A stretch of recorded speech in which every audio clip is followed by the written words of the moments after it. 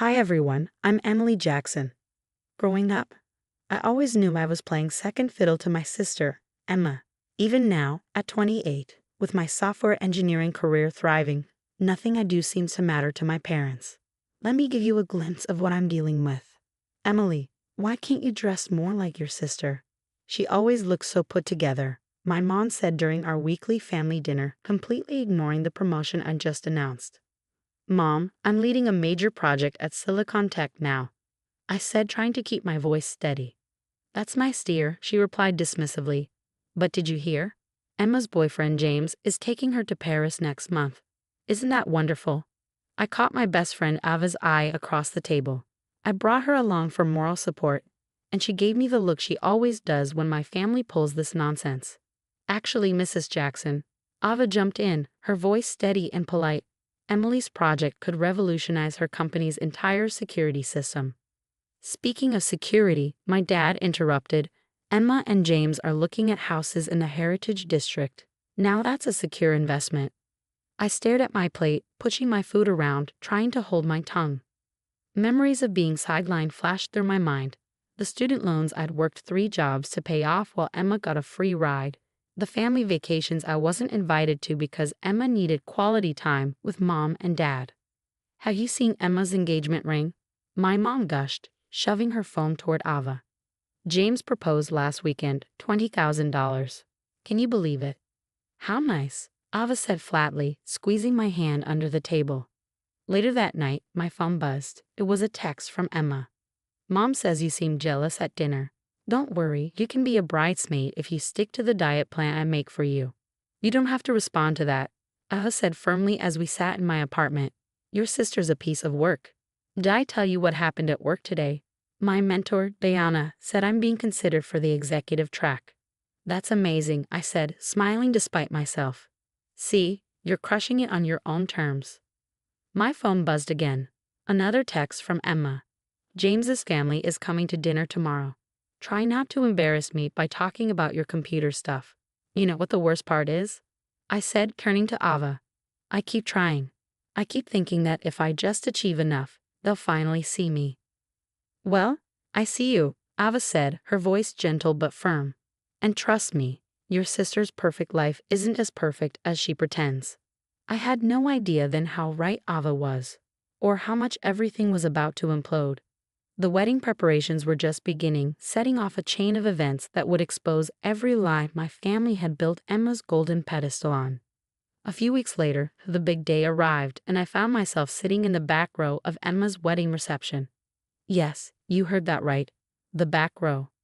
Not the bridal party, not even the family section. Just shoved into a corner like some distant acquaintance. Can you believe she set you back here? Ava whispered, adjusting her dress. Her own sister. Honestly, I can. I watched Emma twirl in her designer gown, our parents beaming beside her. Everything was going exactly as expected until a server placed a fancy envelope next to my plate. Thinking it was part of the wedding favors, I opened it and froze. Is this some kind of joke? I asked, staring at the bill inside. $200 for my plate, along with a handwritten note. We expect payment before you leave. Let me see that, Ava said, snatching the paper. Her face turned crimson as she read it. Oh hell no, she pulled out her phone and began recording discreetly. Emily dear, my mother's syrupy voice interrupted as she approached our table. Did you get the envelope? Mom, I said, my voice shaking, are you seriously charging me for attending my own sister's wedding? Well, sweetie, Emma thought it was only fair since you didn't contribute to the wedding expenses, she said smoothly, unlike James's family who've been so generous. Out of the corner of my eye, I saw James, my new brother-in-law, watching from a distance looking uncomfortable. James hesitated, but I couldn't hold back anymore. I offered to help with the planning, the decorations, everything. Emma told me she didn't want my help because I'd embarrass her with my simple tastes. My mother sniffed dismissively. Well, you would have, dear. Now will that be cash or check? Ava's phone was still recording when Emma sauntered over, her gown trailing behind her like a trophy. Oh good, you got the bill. Just trying to teach my little sister about financial responsibility. Not all of us can waste our lives playing with computers. Playing with computers? I'm a senior software engineer. I snapped. I make 6 figures. Then paying shouldn't be a problem, Emma smirked. Consider it your wedding gift since you clearly couldn't afford anything from my registry. That's when James stepped in, his voice low but firm.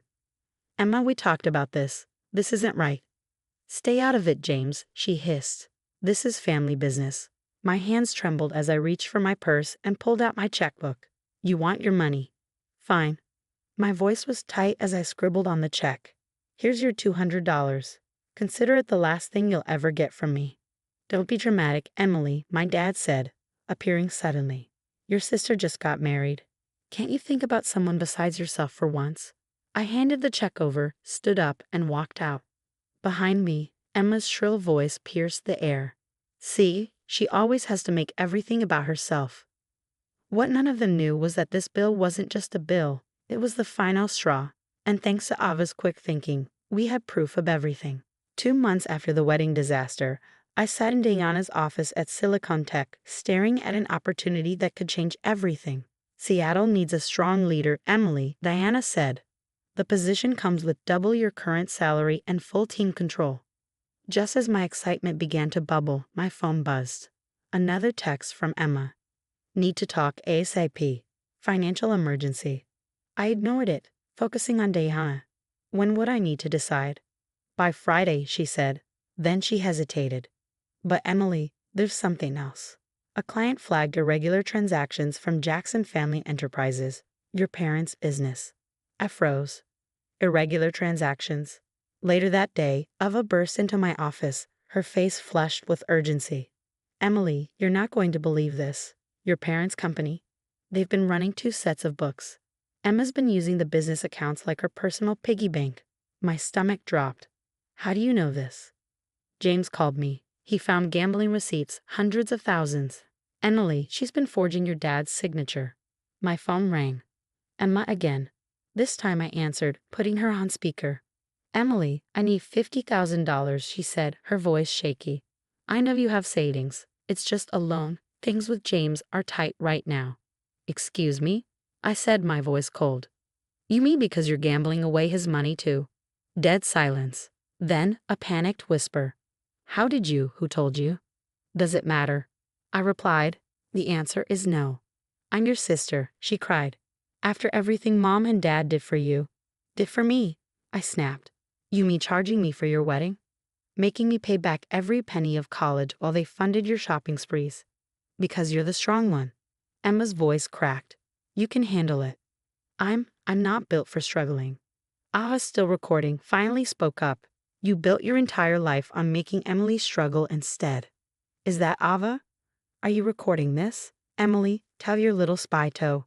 I hung up. Minutes later, my mother called. Your sister is crying, she said, her tone scolding. How dare you refuse to help family? Like you helped me, Mom. I said, my voice icy. Should I send you a bill for this phone call? Don't be bitter, Emily. We heard about your promotion. Seattle branch, right? You can't abandon your family now. Emma needs you. Emma needs consequences, I said firmly. In the background, I heard my father's panicked voice. They're auditing the business. James's father must have reported us to the IRS. Emma's wailing grew louder. My mother's voice turned sugary sweet. Emily, you're so good with numbers. Maybe you could help us sort this out? No, I said simply. We're not family anymore. I hung up and turned to Ava. Send me copies of everything you recorded. Already did, Ava said, smirking. James too. He's filing for divorce, by the way. Turns out Emma's been lying to him about, well, everything. Just then, Diana poked her head into the office. Emily, Seattle needs an answer. I stood up, feeling lighter than I had in years. Tell them I accept. 1 year later, I stood on stage at the Women in Tech Awards, accepting the Innovation Lead of the Year award. The Seattle skyline sparkled through the convention center windows, shimmered in the golden glow of twilight, matching the glint of my trophy. My phone buzzed, a text from Ava. Emma's gambling debts finally caught up. Your parents had to sell the house to cover what she stole. They're moving into a tiny apartment next week. I slipped the phone back into my pocket, focusing on the networking reception. Just as I raised my champagne glass, my new assistant approached with a message. Call from James Harrison, she said. Finding a quiet corner, I dialed. Emily, James began, his voice steady but somber. The divorce is final.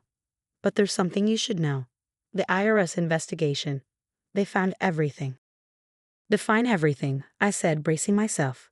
20 years of tax fraud. Emma's embezzlement was just the tip of the iceberg. Your parents, they've lost everything. The business, their retirement, all of it. I sipped my champagne, letting the news sink in. And Emma, she's living in their apartment's spare room. Nobody will hire her with the fraud charges pending. Oh, and she tried opening credit cards in your name last month. She what? Don't worry, I caught it in time. Being a financial advisor has its perks. She can't touch you. Later that night, my hotel room phone rang, displaying an unfamiliar number. Against my better judgment, I answered. Baby girl, please. My mother's voice was thick with tears. We made mistakes. Mistakes. My voice was icy.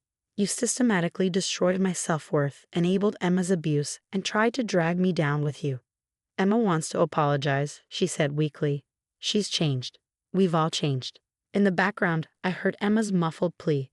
Tell her I'll go to therapy. I'll do anything. You had decades to change, I said sharply. Funny how it only matters now that you've lost everything. We're living off Social Security, my mother whispered. The IRS took everything.